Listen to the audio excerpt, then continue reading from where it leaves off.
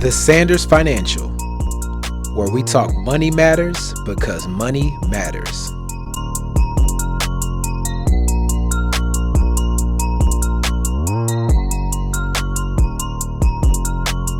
Another hot, sunny Florida day. The phases of real estate.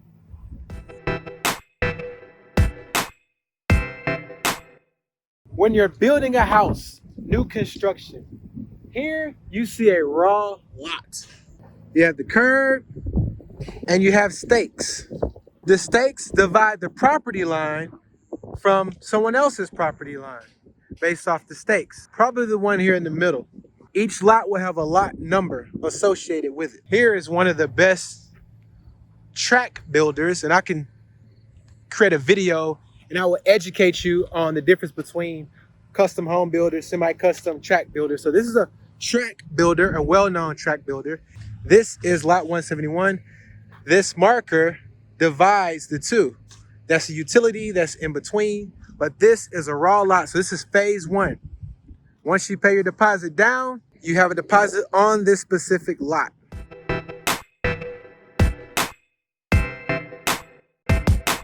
This is the next phase on your lot.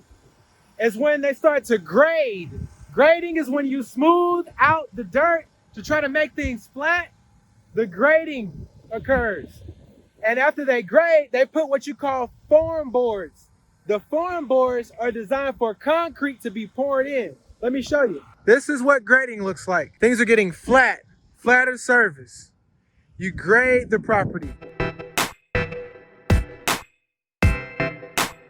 Now you have the plumbing and the form boards.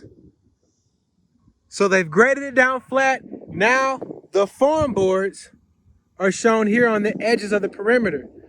The form boards is the shape of your subfloor. So your house is built on the subfloor.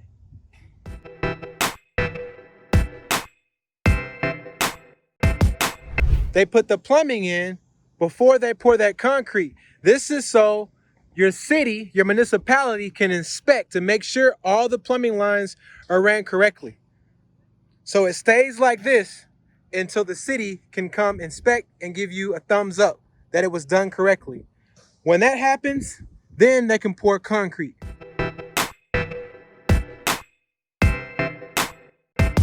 Once you pass the inspection from the city, then they give you the green light to pour concrete over all of that plumbing that we talked about. As you can see, this subfloor is lower than this subfloor. That's because this is for the garage. Water, flooding, things coming from the road don't want to go into the interior of the home. So this is a double car garage. You see the splitting of the pad, car one, car two. And these are all of the bricks. Remember those form boards we talked about? The form boards is what made this shape. They pour the concrete in between those form boards so that this shape is what happens. And they use what you call, see these iron rods right here? It's called rebar. Rebar is used to help keep concrete from splitting and cracking. Helps hold it together. So rebar is formed and shaped in a certain pattern. Concrete is poured on top to keep it all together. As you can see, this is another single car garage. See how it's down? And you step up. And everywhere you see water lines coming through, plumbing, this is a kitchen right here, right? This is the island. You got your red, which is your hot, your blue, which is your cold water. And that's your drain that goes down. So water in, water out. When you see a really large pipe like this is your toilet, right? That is your toilet stool. And this is the water line. You know, you don't have to have hot water in the toilet, right? So you got cold line for the water, toilet flush down. And this is a shower. See your hot, cold drain for the shower? Yup. Nice. And these are all the bricks that are going to be used to build the bottom. I live in Florida, and what builders do to save money, instead of going brick all the way up to the top, they'll start off with brick at the bottom for the base, and they'll do wood at the top. Ideally, it'll be nice to have brick all the way to the top, but hey, it passes code. It does what it needs to do. This is why the downstairs of your home will be quieter than the upstairs of your home if you're going with a track builder. So make note of that. If you want more silence at night, if you are a sleeper that you wake up easily, make sure your bedroom's at the bottom, not on the top, if you happen to have a road noise or something near your house. In Florida, it takes about a good solid 3 days for the concrete to like really cure for the subfloor. After that, probably maybe the next week to be on the safe side, then your builder will start to build up the blocks. And once you put the blocks up, it looks like this. You see these little rivets at the top? This is to attach the next floor. This is gonna be a 2-level, but to build the next floor, these are the anchors at the very top. Here you have 10-foot ceilings. I'm pretty tall, I'm 6'2". So just to give you an idea, woo, that's up there. 10 feet ceilings. Love it. Love a tall ceiling. Really makes a house feel so much larger when you have big ceilings. Big open space. And as you can see, this is all the wood has already been delivered. I tell you what it takes. Oh, and be careful. Listen, man, you really can hurt yourself when you're on construction sites. That rusted nail caused tetanus. That's how the tallest man in the world at one point died. He stepped on a rusted nail and got tetanus. Anyway, a lot of rusted things. Watch where you step. But yeah, here's all the wood, all the lumber to be used at the top. So we've talked about these beginning phases, from seeing the empty lot, grading the lot, making sure that you got a nice flat surface, putting in the in-ground plumbing, making sure that the plumbing passed inspection while the plumbing is within the form boards. The form boards is then how they pour the concrete inside of those form boards to make the subfloor. That dries, cures. Then you have an inspection, right? Then you have the blocks. And that's where we picked up last, is when you're at this phase, this stage of it, you have the blocks, block walls. This also has to go through inspection. So once the subfloor is done, the block goes up, the block has to go through inspection. And at the very top of these blocks, there's holes that are in the top. And the top of these blocks, they actually, in Florida, everywhere is different. Some companies put different type of foam installation. Our builder, on the other hand, they are going to fill ours with concrete. So they're actually going to pour concrete inside of these blocks to make them hurricane proof, because we are in Florida. As you knock, you see, that's kind of a hollow sound. Once this bad boy is filled up with concrete, it's going to be more of a solid flow. It helps with noise. Again, hurricane proof, keeping this a very strong, solid foundation. The reason why they don't block up to the very top is, of course, cost. There's a cost to this. It's more expensive if you take these all the way up to the top. So it's cheaper for them to just have a really strong base on the sub and then build up with wood. So the bottom is block, the top is wood frame. And I'll show you, if you can see right across the street, you see how that's built, where the bottom here is block, and then the top is, of course, wood frame and cement. See that?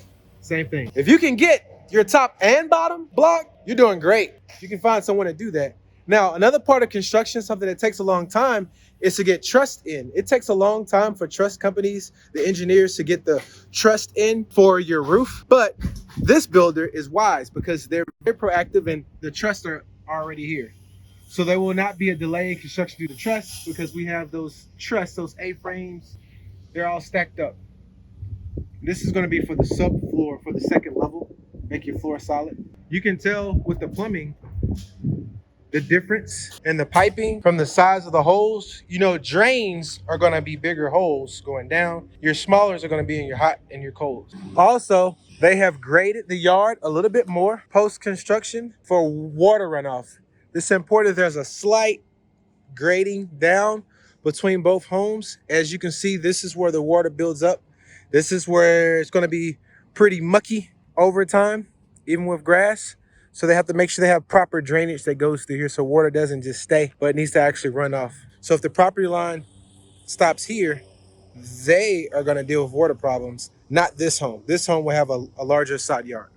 You'll see the wood at the bottom because there are holes here at the bottom.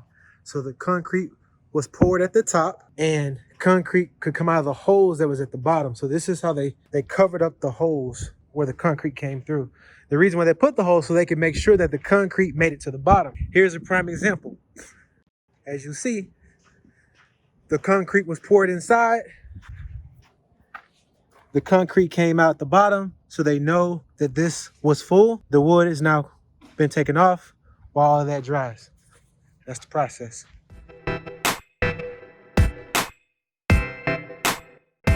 The next phase of the project, framing.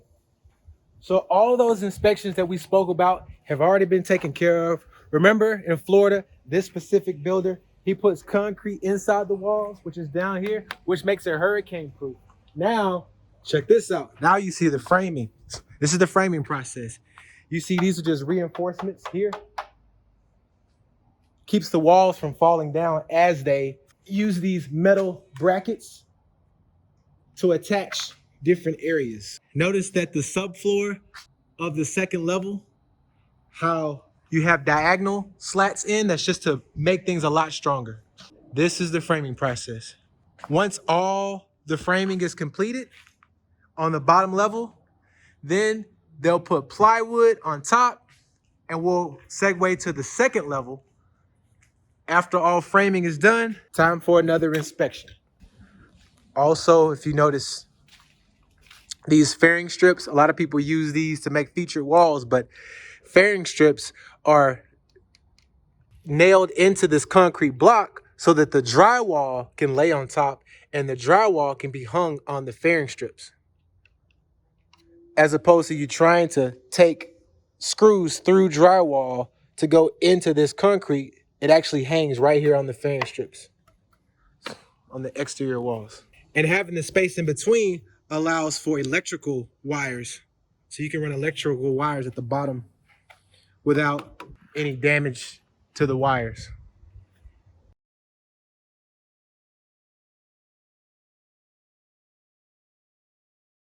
More framing. Frame the downstairs, then you frame the upstairs. We're gonna take a trip inside once I get through these dirt tracks here. My tippy toe. Got my little man with me today. Hello. Man, they have really, all the rain. We had a hurricane come by. And so here we are, framing process, big nails. So as you can see, this is the interior walls.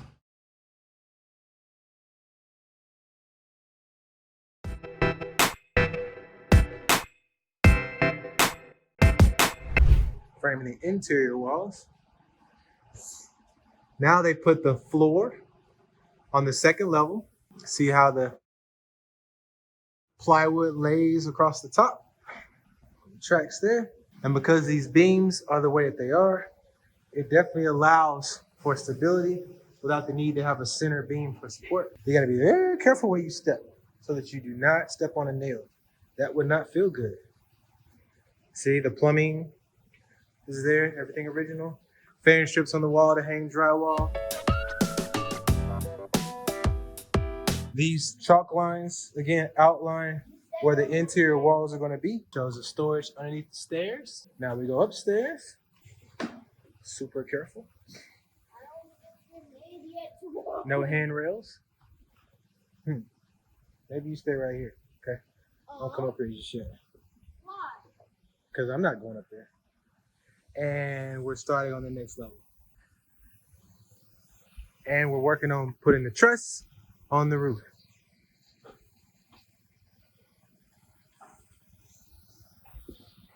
Looking good. Looking good.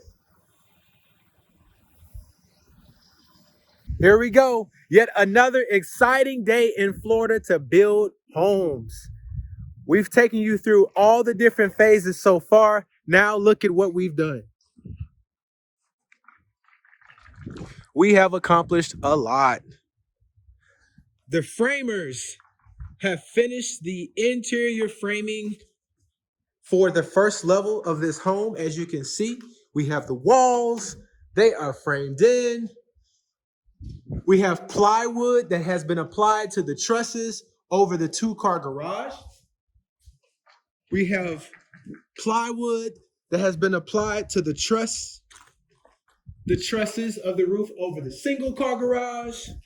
Have to watch my step, making sure I don't step on any rusted nails. That is not what you want. Framing for the stairs, beautiful stairs. Oh my goodness. This is the framing for the island. And here are all the trusses for the 2nd floor. Plywood is laid across. Watch my step. As you can see, we have all of the trusses completed. Next up is to complete the plywood applications over the top of the roof. Once all the plywoods have been applied,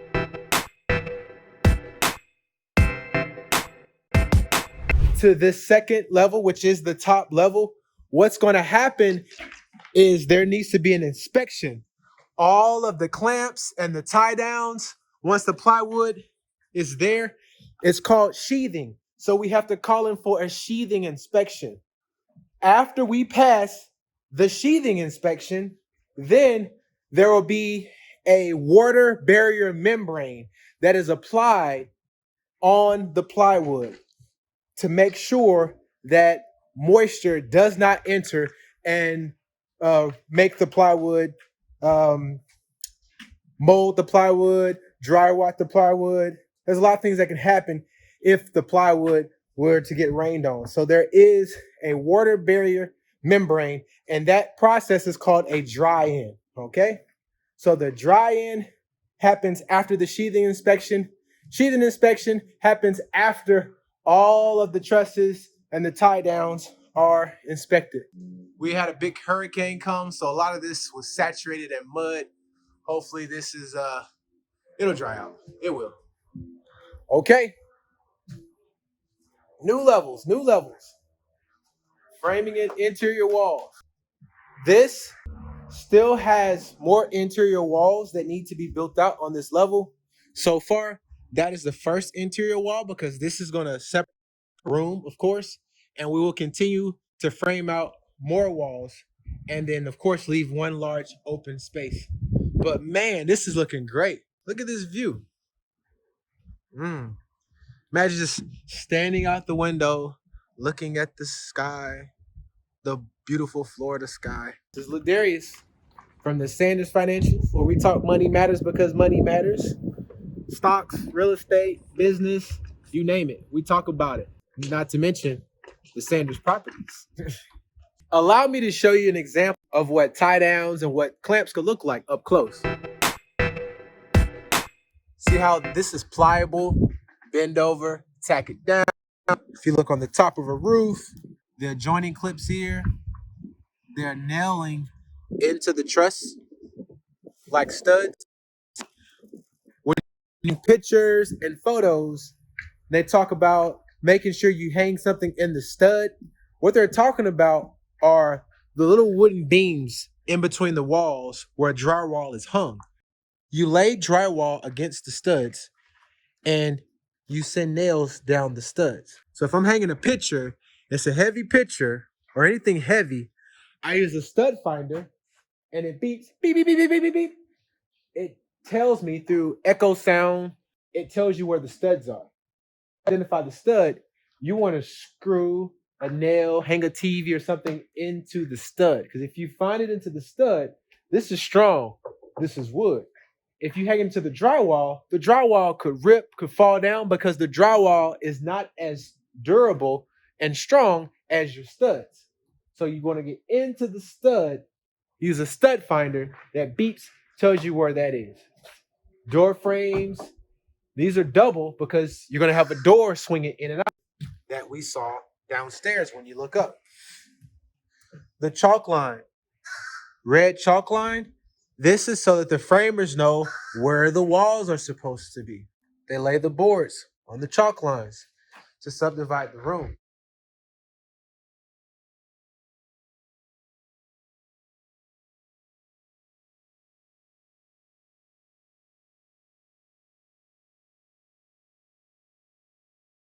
One of the benefits of having this X pattern, not only is it for strength, but it gives you the ability to run ductwork, not just electrical, but your AC. You're able to run AC, those aluminum foil looking cylinders, those tubes can fit all the way down, straight shots through there. That's far. That's really far. See that? AC all day. Maybe you could fit a Christmas tree in here. I don't know. Notice how the beams get more narrow compared to those. And there's a framed out board here that goes around. That's because this is a tray ceiling. The ceiling pushes up higher. With the tray ceiling, they frame it out and they push that up more. Just enough for the electrical lights to go through it.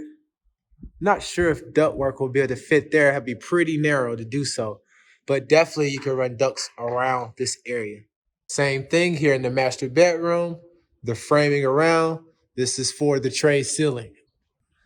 Here are fairing strips.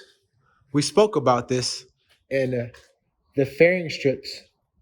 We spoke about that in an earlier video, how fairing strips are placed onto the center block and they are put into the center block with concrete nails so that the drywall can hang on here and stay on the wall.